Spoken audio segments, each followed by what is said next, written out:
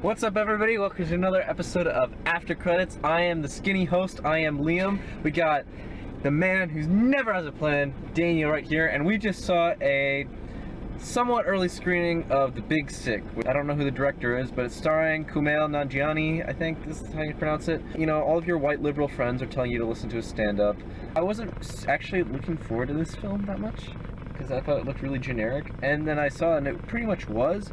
But to be honest, I pretty much loved like the first 2/3 of this movie, and then it just kept going. Like, this movie's like 2 hours. This movie should be like 90 minutes. I don't care if it's a true story. The ending to me felt so dragged out and so unnecessary, and it just kept like repeating the same beats that we got in the first hour and a half of the movie. I thought the majority of this movie was very charming, very funny. Well, not like super funny, but it's like enjoyable funny. I love watching people feel pain. It's like a you fucking sadist. And I cannot even, describe the anger that was radiating from this young man right here. He was so pissed off that I literally considered moving down a seat, because I was worried that the Alamo Draft Test people were gonna kick him out, because he looked like he was enraged throughout this movie. Daniel, would you like to explain what this film's about? The movie's about a stand-up comedian who meets this girl at one of his shows, played by Zoe Kazan, and they hit it off. They have a relationship. His parents, who are traditional Pakistani Muslims, are trying to get him to go along with arranged marriages and meeting women, and he doesn't want to do that. And then she finds out about this whole thing. She freaks out. They break up, and later it turns out that she has this big infection in her lungs that basically makes her go into a medically induced coma. And he meets her parents, even though he's her ex-boyfriend, and they start Parents getting are played by Ray Romano and Holly Hunter. Holly Hunter. Huh. That's gonna make for a nice little tidbit later. They don't get along at first, but then they realize that he is there taking care, and he's really cares for this girl, so they start warming up to him, and they bond, and then stuff happens. Okay, cut the bullshit. What did you get to the passengers, Daniel? Dude, I don't mean this with exaggeration at all. This is the worst movie I've ever seen. What made me laugh harder than anything in this movie was that this first 5 minutes, it is like an indie movie monologue, and then it cuts to a shot in New York, and the title comes on and says The Big Sick, and Daniel just turns to me and goes, "Oh, fuck you." I saw the trailer and I wasn't into it. I thought it was gonna be a generic, sappy, romantic comedy. That's what it was. And it was. But on top of that, this movie offended me. Oh boy. This movie offended me on a personal level. I think personally more than anyone else is gonna know. So the short and long of it is, Brittany, my fiance, soon-to-be wife, she has a chronic illness. It's called Crohn's. It's an intestinal disease that causes inflammation in the intestines, makes it hard to pass food, and it causes her excruciating amounts of pain. She describes it sometimes like a red hot poker jabbing her in the side of the stomach, and sometimes she describes it as rolling waves of pain from left to right, almost like if you were strapped onto a hot dog roller at 300 degrees and just that pain all over. Double whammy too is that the bacteria inside her intestine that's supposed to help her digest food, her immune system thinks that that's bad bacteria, so it kills it. What I'm trying to describe to you is the entirety of this medical condition and the experiences that he goes through with her, I have gone through in real life with the person I'm going to marry in less than a month. And the way that this is portrayed is such goddamn bullshit. This character behaves like he's in an indie comedy this entire time, and I never believed that he honestly felt anything towards this woman at all. But before we go any further, spoiler alert, if you don't want to know anything else about this film, which, I mean, it's not really like spoilers or anything, but whatever, just scroll to the time code right here. You get our non-spoiler thoughts and scores out of 6 stars. It is baffling how unbelievably retarded this guy can be. First off, the only reason he knows about the girl being in the hospital at all is for some reason her friend that she met him, that Zoe Kazan met Kumail with, has exams in the morning, so she can't go and visit her friend. So she's gonna ask the ex-boyfriend to go to the hospital instead. And he does.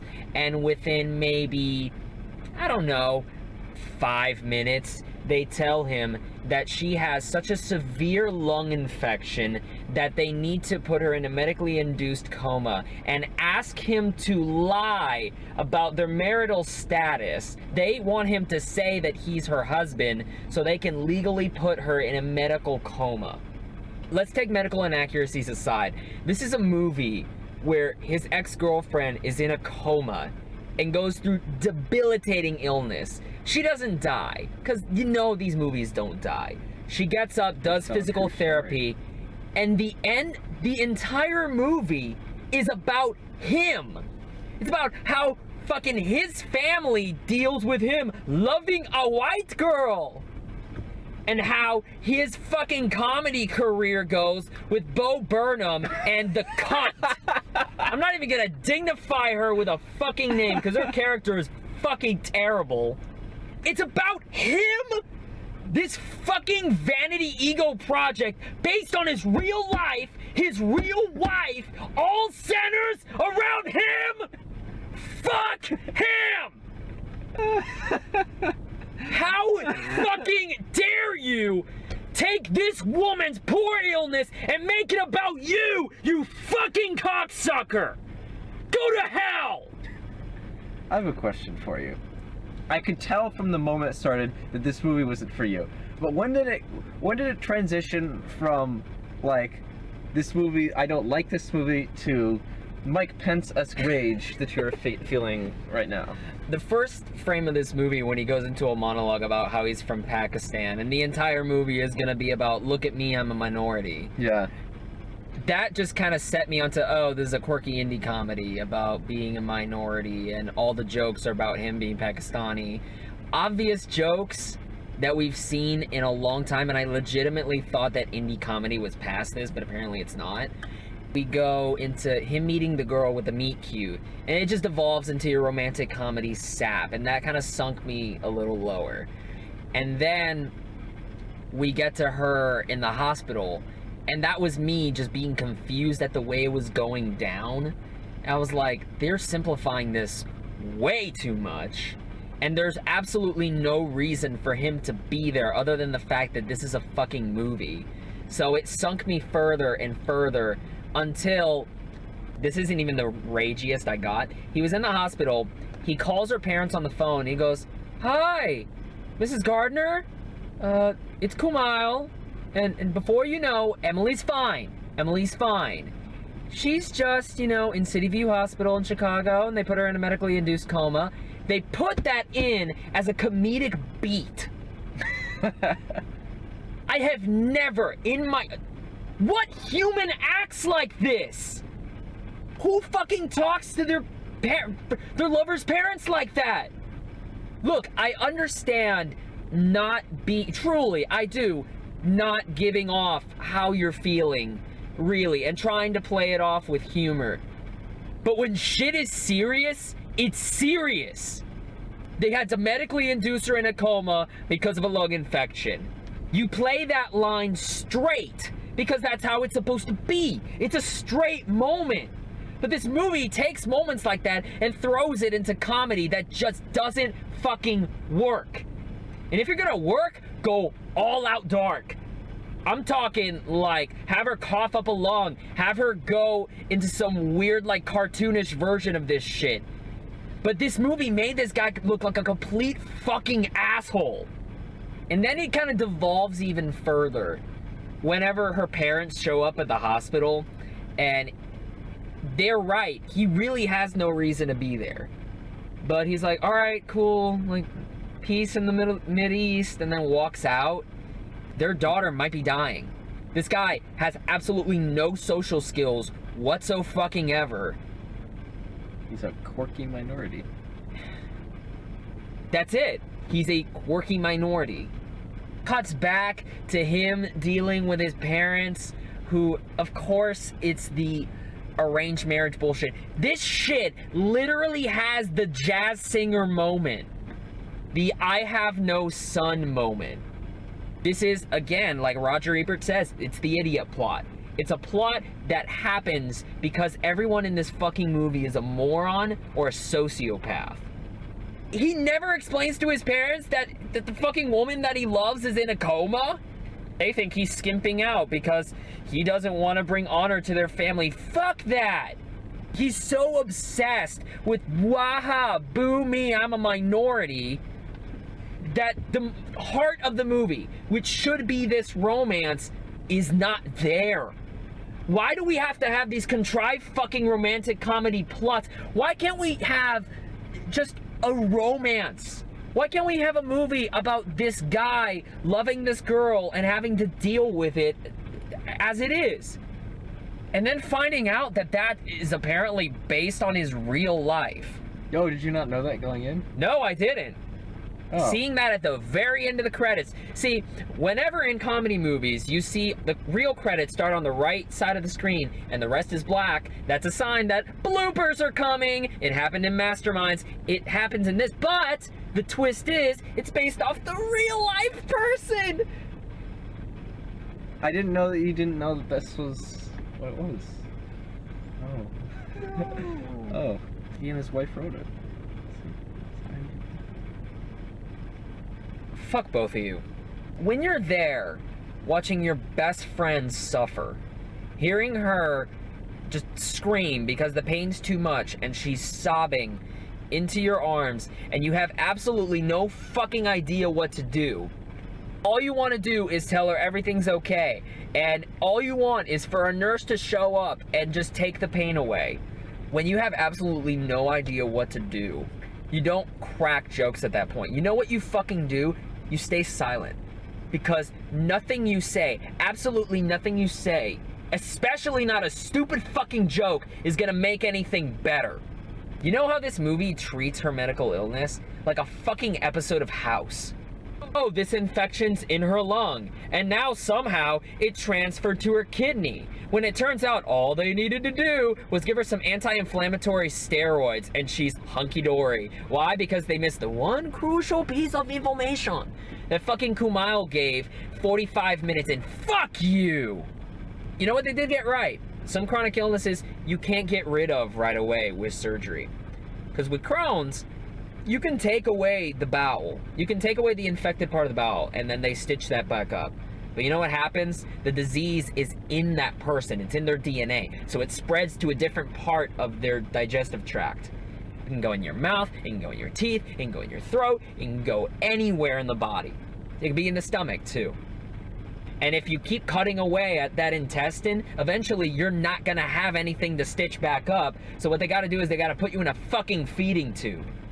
This movie takes it, simplifies it to a stupid fucking indie comedy. And I can't forgive that.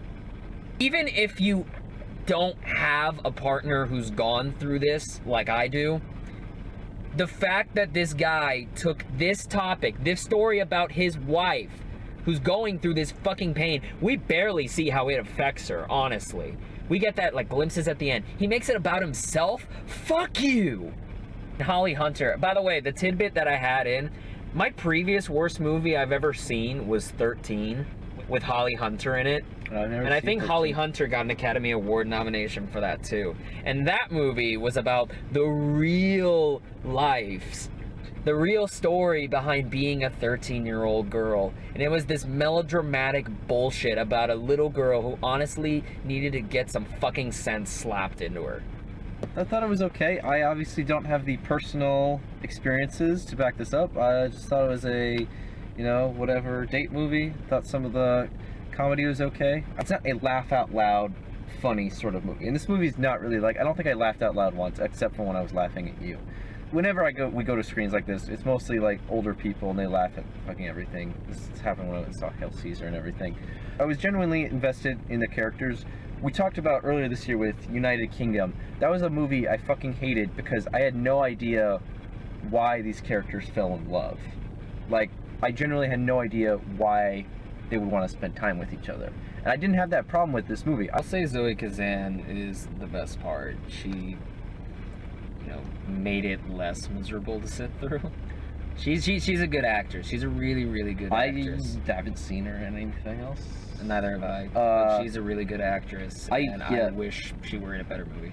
The stuff with Holly Hunter and Ray Romano, there's definitely a ton of cliche stuff in here. There's the really cringy scene when there's this like racist dude that's like yelling at him. You mentioned Bo Burnham. God, fuck Bo Burnham! I remember. Fucking prick! I don't know why anybody thinks that hack is fucking funny. People are in middle school and they think it's like edgy. God, fuck him. But that was weird. Not that he gave like a horrible performance or anything. Just that like it's like, oh yeah, that's Bo Burnham. That's so weird. Like seeing him in this movie. Same thing with Ray Romano in a sense, but like Ray Romano, like I didn't grow up watching. At least Ray Romano was playing a character. Bo Burnham was playing himself. Scroll to the time code. Welcome back. We're gonna give our final thoughts and scores out of the big stick. It's a 0 for me. I personally offended. Brittany's going through the same thing that Emily in this movie is going through. Same chronic illness, being in the hospital all the time kind of thing. That was treated like a quirky indie comedy. Not with, anywhere near the realism that you kind of need to actually give a shit. Also, the fact that this movie is just a giant ego trip for Kumail and his problems. Look, I'm fine if you want to make a movie about being a Pakistani in America. Just don't put your chronically ill wife in the middle of it. I thought it was pretty charming. I liked the performances. It wasn't super memorable or anything. I think the ending of it dragged on way too fucking long. I'm gonna go 4 out of 6.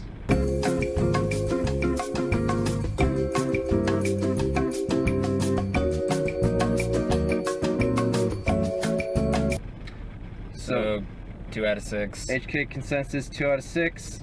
If you like this video, please click the like button down below. Also make sure to subscribe. Click that bell icon so you get a notification anytime we put up one of these fucking videos.